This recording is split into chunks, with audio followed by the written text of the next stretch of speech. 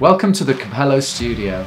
Today we're going to be talking to Abbie Sadler, our guest women's coach, about her role in the game. No, it's great to be here. We know you're really influential in the women's game with your work through the FA and through Bristol City. How's that been going? Yeah, really good. So I've been with the FA doing the role I'm at the Women's High Performance Centre now for almost 3 years. So that's great, getting out on the pitch and working with coaches in the female game from kind of grassroots up to what we class as a talent pathway, which has been brilliant. And then the stuff at Bristol City is going well, second season in, kind of supporting them just alongside my full-time job, really. So this season going in with their academy team, which is the under-18s, well, under-21s, but we have a very young team, the 16 and 17-year-olds mainly. So it's been great post-COVID to get back on the pitch the last few weeks. So been kind of missing that, but got that bit of a fix back now, which is nice. Yeah, COVID's had kind of an impact on all of our coaching. How have you found getting back into it? Yeah, it's been great. It's been probably difficult, like a lot of people spent a lot of time online on Zoom talking with coaches and at the beginning it was probably really good because you don't get that chance to probably being a football coach, as many people know, actually getting time to stop and look at everything and reflect on stuff and where you're going to go and what you feel need to work on yourself. So to begin with, it was actually really nice just to pause, but probably not for 6 months pausing. So the last couple of months have been brilliant to get back out. It's just gave us a chance to kind of reevaluate things, get back out on the pitch. I guess like anything, you're a bit rusty to begin with. And it's just around what do we kind of do with the girls first off, because not only we've not been doing stuff for 6 months, the players haven't really been doing much either. We're not with a ball anyway, lots of running and fitness away and at home. So it's been great to get back to it. Yeah, but you were a player yourself, weren't you? So you will kind of understand what happens when, say, you have the summer break and you have to come back into pre-season. It's sometimes it's really difficult, isn't it? Yeah, I use the word player loosely. Wasn't so much a player like the guys are out there now playing, but yeah, I certainly played in, obviously, yeah, like you said, that pre-season and then coming back in. And I think the way the game's grown, especially the female game, since I've kind of stopped playing is massive. So you've kind of got the physical performance side of it and the S&C coaches, and so the girls have obviously been being topped up. So the difference from me coming in from a pre-season and not doing anything at all for 2 months and coming back in and it's just all running and fitness and everything without a ball, whereas the girls have been given programs to do over the kind of break, which has been really good to know as coaches when they come back in, they're at a kind of bit of a point where you can get the footballs out straight away. So yeah, a bit of a difference from me coming back in really unfit all those years ago and just running and hating football to actually being able to get these girls back in. So what made you become a coach then? If was it because you, as you put it, the game wasn't that easy to play? Yeah, I guess I got an older brother, so he was pretty influential. He played football. He was a goalkeeper, and I remember just being the younger sister, bugging him to go over the field and play football with him, and him being like, "You can come, but any complaining or moaning as my little sister coming along, then you won't come again." So he kind of toughened me up a little bit, and so I guess kind of my love for football started through going over the fields with him, and it's always something I loved. So I played with it, played football from kind of the age of 8, 9, 10, I guess. But living in Gloucester at the time, there was no girls' teams at that time. So I played in a boys' team. But back then, if you were a girl playing in a boys' team, you weren't allowed to play in the matches. So I was allowed to go along and play training, but not allowed to play in any matches. And there's a girl there and all of that. But luckily enough, Gloucester City started up a girls' team, so I started playing football there, which was brilliant, and it's great to look back at that club now, and they've got loads of teams at all the different age groups, all the way up to women. So it's brilliant to see how much the game's come on, and I guess I just always had a love for it. It's something which I was always passionate about. Loved watching football on TV, going to watch as a kid Man United with my dad and stuff. So yeah, I always had that passion for it, and I guess that back then there wasn't kind of role models to look at in the female game as such to go, I can have a job in football and in coaching. And I went to Hartbury College and studied like a BTEC coaching in education. And it was great, and it opened up my eyes to go in and do a little bit of coaching, and started probably like every young coach, just going into schools and doing after school clubs. And sometimes that was football, but sometimes you had to do hockey and netball and all sorts. But just from those early kind of days, having to teach everything to 30 kids who are a mixed age group and ability, it kind of gave me loads of experience and wouldn't kind of change that. And I guess just made me realise that coaching was kind of my passion. And luckily enough for me, I've been able to stay working in sport, and in particular football. Didn't do university, so for me it was all out and about coaching. So yeah, that's really great. So within your coaching then, you had boys and girls, I assume, when you first started? Yeah, when I first started, it was very much community based. So I did loads of stuff in the community, in schools, after school clubs, deprived areas where it was just guys would turn up and kind of play, and it'd be all mixtures of age groups. So yeah, it was male and female, very much community based, very much grassroots based. And I guess that's kind of, as they say, where you learn your trade. And it was, and I encourage the coaches I work with now to go out and don't just go and coach, to me, the easy players who are there and they want to learn, and they can all play football. Actually, you learn more by working with those players who are, you have to learn how to differentiate, you have to learn how to manage that behaviour, how to kind of motivate individuals. So yeah, probably did that for the first 6 or 7 years of kind of my coaching, from the age of 16, 17 up to about the age of 23.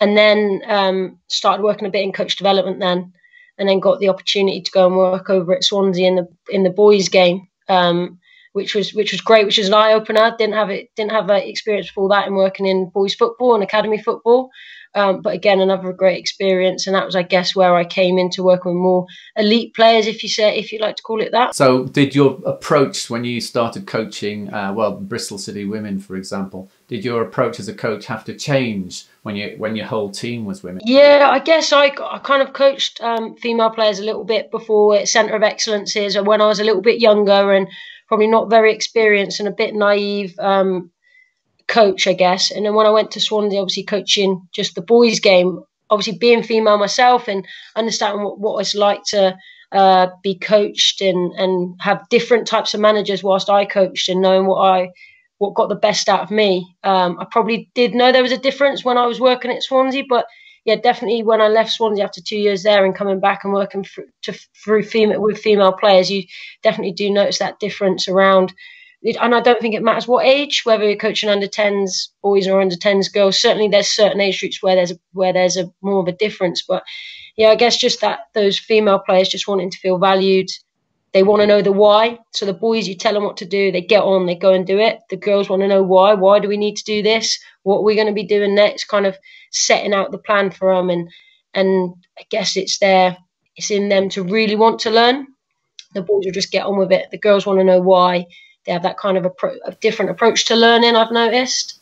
Yeah, I found that because I mainly coached boys, but a couple of years ago I took an under-16 girls team, and the questions are, I wasn't prepared for the kind of questions they ask you, because immediately they'll ask you what, you start the warm-up, they'll say, why are we doing this? What's it for?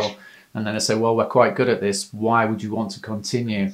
Can't we do something else? So you have to explain why. With the boys, you just say, right, we're going to do this warm up, and there was something I've read through, and I can't remember who did the quote, but it was around like boys need to play well to feel like they belong, whereas girls need to feel like they belong before they can really perform well. And I think that kind of sticks with me. And when I work with coaches, I kind of say that to them. When you're working with female players, they need to know that they feel wanted and valued, and that you care about them, and then you'll probably get the best of them. Yeah. So would that be your advice then to any coaches who are starting up and want to get into the women's game? Would that more or less be your advice? Definitely. I think you've got to know, like any player, and I'm always conscious when I'm working with coaches to not tarnish every player with the same brush, because of course there's female players who just tell me what to do and let me get on with it, and there's male players who actually everyone wants to feel loved, whether they're male or female, obviously. But I do feel with female players that they want that feeling of belonging. They want to know that you care. So for me, for coaches, get to know them as people before you get to know them as players, I guess, when they're working with those female players, and then they come on board, and just understanding that it's kind of a fact that females, confidence-wise, will struggle a little bit more. They doubt themselves, and they might take criticism personally. So maybe the way in which they give feedback might have to be a little bit different. kind of a little bit of a different approach, like it is in a whole group of girls. The way you deal with one would be the way you deal with another would be differently, but certainly in fact my one go-to bit of advice would probably be that. Yeah, sure. And the standard has massively improved, hasn't it? Because in the summer during lockdown we ran a few sessions, and I was working with the under-18 girls at my club, and the standard, I mean, they play against Chelsea, they play against Crystal Palace, and the standard is really huge. I mean, it's developed incredibly, hasn't it? Yeah, like I said, I'd even say from my time just in the last 3 or 4 years doing the role I do and working with female players continuously, it's grown massively, and I think that's down to the fact that the coaching's improved, money's been put into it.